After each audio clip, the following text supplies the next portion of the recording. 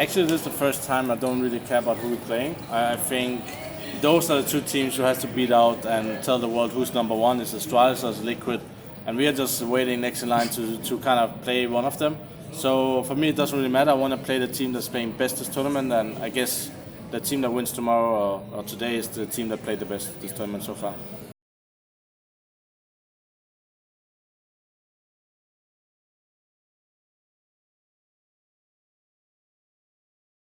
Obviously, my goal for these tournaments, like in Sydney, here in Montpellier, and Cologne, is reaching playoffs, see how far we can go, see how do we deal with pressure. So I would like not to say like this is a really good result going into the tournament, but seeing the way how we play and how we beat these teams, beat FaZe, beat Miba, HR, haven't lost a single map. Obviously, I think we can go even further than that now. So if we lose tomorrow against Astralis or Liquid, it's not a big thing for me. This is where you see what can you learn from the mistakes and how far away are we from actually beating a top two team in the world. So right now I'm happy, and you can try to ask me after the semi-final depending if we get smashed completely.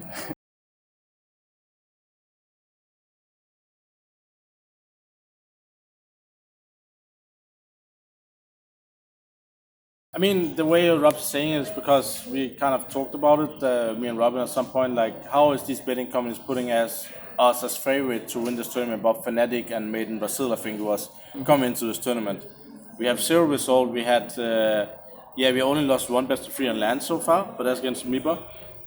But still, I think the betting companies are also putting us as favorites against FaZe in a matchup. Would I say, like, if you look on paper and you know results lately, FaZe should win, right? So in that way, I understand what he means with overhyping.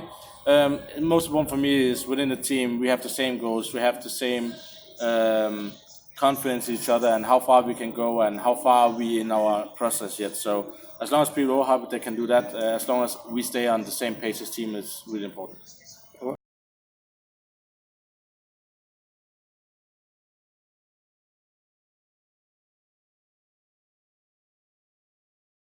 So the point about Frozen is like I didn't know how he would communicate. I couldn't ask former teammates how is this guy as a player. So I basically had to watch the demon thing like, oh, this guy has really good mechanics, like incredibly good mechanics.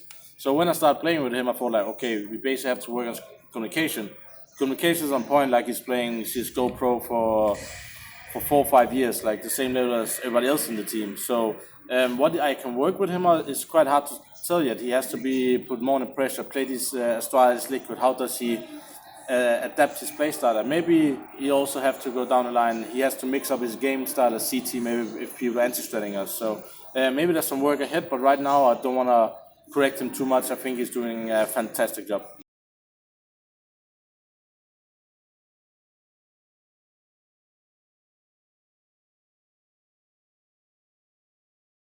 Pretty good say in everything what happened.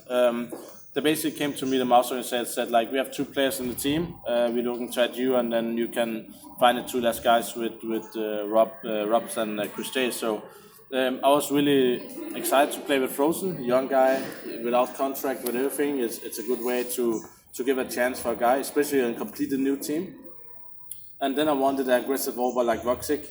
He has been on my radar for some time, I would say. I think he had an incredible level in HR, and I think he needed somewhere else also to improve his career. And that's a young guy I can work with. I know him personally very good. We are very good friends. So it's a guy I know I can work with, and that was really important for me because I still didn't know how Robs and Chris Day was as players. So I had two new young guns I can work really hard with. So I'm just happy that we all agreed on this was the right lineup.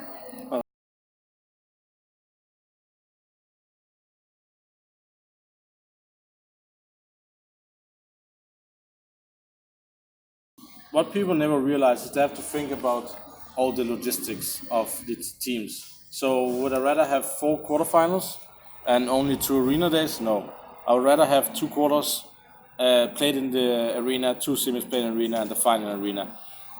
So I think this format has been working for some time, and I think if you want to have 4 quarters on the same day, I tried Katowice one time where our game ended at 2 a.m. and the crowd was going out because of all the long games before us, and we had a best of three with Fnatic for a long time. So I rather want to have it as it is now than than changing the thing. And also I think it adds something more that actually you can play to win the semi-final.